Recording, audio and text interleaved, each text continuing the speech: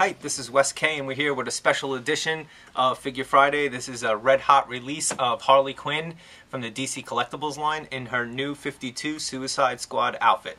Harley Quinn is either the first or second most popular DC female, depending on if you're a Wonder Woman fan or not. Wonder Woman and Harley Quinn are impossible to keep in stock, so if this is a figure that you've been waiting for, it's out, and you're going to want to get it now because they're not going to be around for long. This is a really good job on Harley Quinn. We've had her in multiple different outfits, but we haven't really had her in her Suicide Squad outfit yet. So this is a really nice figure for those of you that are Harley fan from Suicide Squad, more as just the Joker's accomplice. They did a pretty good job on the packaging style. They've stayed the same with that new 52 window box style. It's a nice packaging, but as you can see up here where most of them have said if new 52, Justice League or villains, this one specifies Suicide Squad. This is exactly where she's out of. Now we did have one that had come in damaged, so I'm going to be opening the damaged package, but I just wanted to give you a look at how nice of a packaging job they did before we rip her open and take a look at her. So right now I'm just going to move this one onto the side, and I'm going to bring in the damaged one, and that's the one that we're going to open. As you can see right here, it came in a little rough, so we're definitely going to want to open this one. Alright. Let's get this tape off here.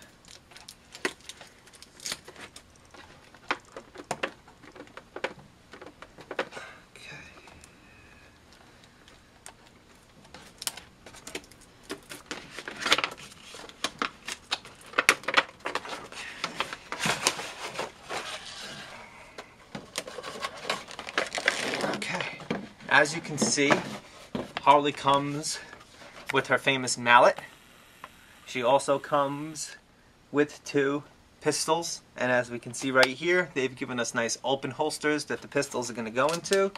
So right now I'm going to start taking off these twist ties so we can pop her out, and then we'll be giving you a full look at this brand new action figure that has just come into stock.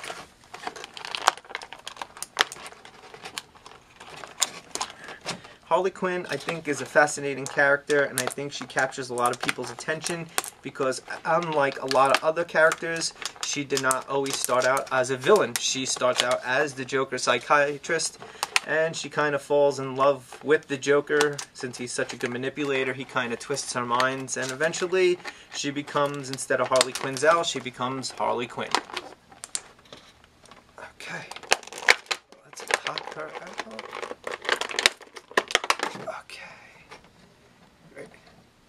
Alright, now as you can see, they did a good job with the paint job, with the blue and the red. She's got her famous little pigtails. It's definitely the Suicide Squad outfit, not just the Harley Quinn, not the Arkham City or Arkham Asylum Harley Quinn, but Suicide Squad. And we're going to give her a little rotation also, so that you can see the detail they did in the back of her right now. We're going to turn it to the side so you can get a side view of her, and you can see the nice little half cape that they gave her. They did a really good job with the detail on this figure. And for those of you that are Harley fans, you know you can never have enough Harley Quinn figures. Okay, now let's spin her to the back so you can get a rear view of this figure.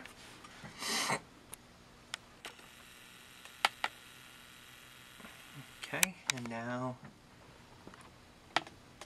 I'm going to give her a little spin so that we can check out the left side of Harley Quinn. Now the one thing we're going to be pointing out, and we're going to be zooming in on a second, is the detail on the hands. Each hand, you can see they did the nail polish to match. And if you also notice, the red and blue alternates from the hair down to the socks, and then of course to the hands with the nail polish on it. So they did a good job of attention to detail on these figures. You'll notice that even the holsters, the paint alternates from side to side. So they did a really good job capturing the likeness of Harley Quinn. So far, looks like they did a really good job on the figure. They didn't make Harley's arms too big, but they didn't make her too scrawny. She's proportioned well. They didn't make her overly chest heavy. and they did a good job with a lot of the little minor details. As you can see, they did a really good job with the painting of the bullets around on her belt. So they took their time and they did some good detail work on this figure. Now the DC Collectibles line is fully articulated figures, so we're going to get all of the good ball joints with the shoulder, so that she's going to have full rotation. We got the upper arm bicep joint, so that she's going to be able to spin. We've got the elbow joint. And all these joints, they don't feel overly tight, but they're not loose. They're the perfect stiffness that they're going to hold the poses. And then, let's see, did we get a swivel on the wrist? No. Okay, so they didn't give us the extra joint on the wrists, so all of the movement is going to come from right here, right after the elbow joint. They gave us another little joint instead of giving it on the wrist. So at least we still can move the elbow, and we got the swivel. But it would be a little bit nicer if the articulation was actually in the wrist, especially when she's holding the handguns. It might make it a little bit easier to pose. But so far it looks like they did a good job on it. Okay, right here we're going to see we got good articulation on the neck, so that she's going to be able to look up and look down, as well as the side-to-side motion. Okay. Now we're going to show you up here on the head too. They did most of the head in one piece, but as you can see, the front piece of the hair where they did the bangs is a separate piece. So it gives it that little bit of extra detail, extra molding. They also did a good job with the seam so that it looks proper. It doesn't look funny. It looks like an actual real kind of hairdo. So they did a good job so far with the detail work on Harley Quinn. Okay? Now we're going to have, let's see, it doesn't look like they gave us any swivel on the waist, unfortunately. I don't know why. But it should be a point of articulation that we can kind of work without. Okay, now with the DC Collectibles, a lot of them it doesn't do the full ball joint. It does an actual, more like a T-joint, so the legs aren't going to swivel out. They're just going to go back, and they're just going to go forth. Okay, now we got a simple regular old school knee joint. It's not a double hinge joint, it's not a ball joint on the knee, it's just a simple little joint. So the knee is just going to bend backwards. We're not going to get a lot of motion on that, but once again, we really shouldn't need it. One thing that you can see here too, there is absolutely no articulation on the elbow, on the the foot joint whatsoever. Again, it should be something we can kind of deal without, but it would be nice, especially since Harley is an acrobatic type of character and she's jumping around a lot. She has a lot of cartwheels and things like that. It would have been nice if they gave us a little more articulation so she can kind of hold a little bit more of those poses. But once again, they were going after the Suicide Squad version, so I guess they felt instead of giving us the same figure that's kind of repainted that they've done before, give us some different articulation to hold some different poses. She really feels like a new figure. Alright, right now we're going to just pop her little pistols into her holsters just so we can get an idea of how well they go in and out. Okay, and let me try the gun in the other side to see if they are grooved for certain holsters. Okay, well it looks like the guns, the way they're styled, there is a little bit of detail.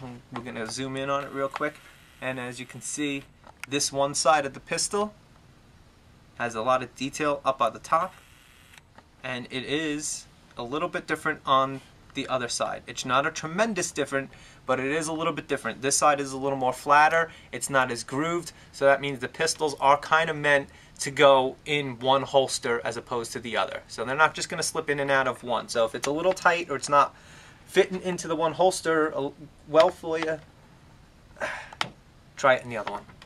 Alright, so right now we're just going to move our arms up so that we can get a good shot of, and we'll turn to the side a little bit so you can get a good view of the one holster.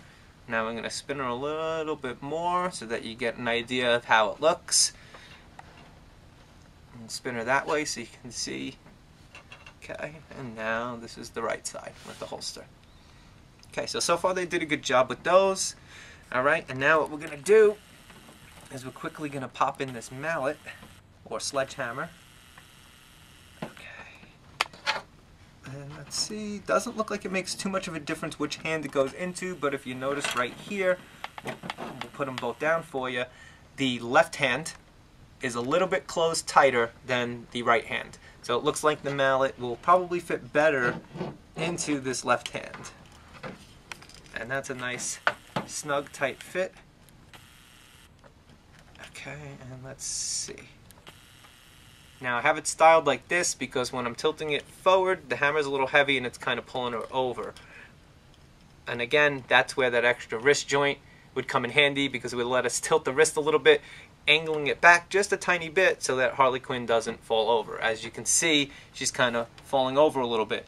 And it's basically because of that lack of the foot joint and then the lack of the extra little detail up here, which would let us counterbalance the weight of the hammer, which is a little top heavy. Now let's see right here, we should be able to take her and put it, and let's see. And it's weighted pretty nice when she's holding the hammer with two hands. It seems to make the figure a little more steady so that she can hold some of the poses a little bit better.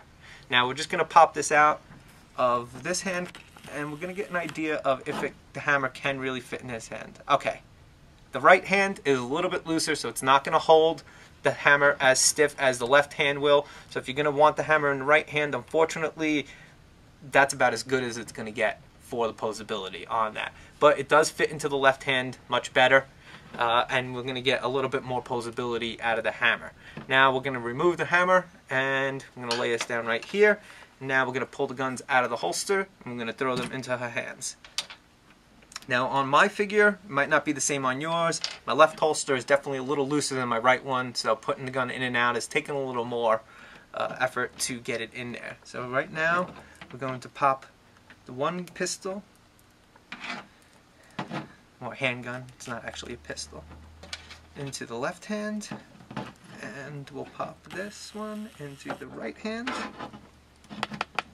Okay, and as you can see, she's holding the guns, but that lack of wrist articulation is making it where the guns are going to kind of be a little awkward in her hands sometimes.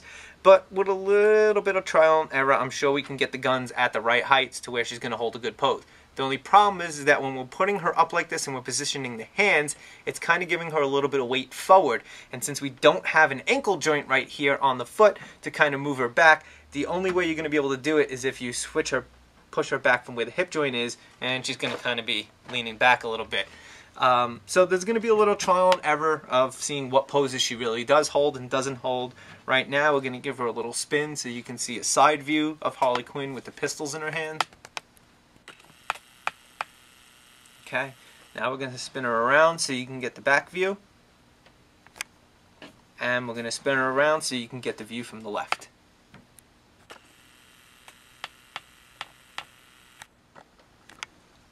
Okay. Now one thing you will notice is that they definitely did a different paint job with the mask on her face. Okay. If you remember most of the Harley Quinns, the way the mask is on, it's just a simple little kind of face mask that like Nightwing or the classic Robin would kind of wear. It just goes around the eyes and it's more of a circular pattern. This one, as you can see, it's got the lines that kind of come down, so they really did a good job of really capturing the Suicide Squad version of Harley Quinn. Now the pigtails do have some motion on them, so they can swivel a little bit. I don't know how much that's going to matter to you, but I'm going to spin them right here so you can kind of see how they're different. So we're going to give Harley Quinn a little devil horn ponytail. Okay, and now we're going to turn them back so it makes a little like half diamond spade shape up there on her head. Alright, so they did give us a little bit of this. It is going to kind of change the way you get the looks of Harley Quinn. Like I said, some people this might matter a lot to, some people it might not matter at all, but it is something where they did an extra 2 seconds of little bit of effort to give us something nice on this figure. Once again, this is a red hot figure. This just came off the trucks. These are just going to be hitting your stores or your online retailers right now. Okay, now we're going to give Harley Quinn our review. I'm only going to give this figure a 7 out of 10. It is a nice figure, but there are vital key points of articulation that are missing that are only going to limit opposability and what we can do with this figure, so I can only give it a 7 out of 10. This is, once again, Wess K for Figure Friday with a red hot review of the Suicide Squad Harley Quinn.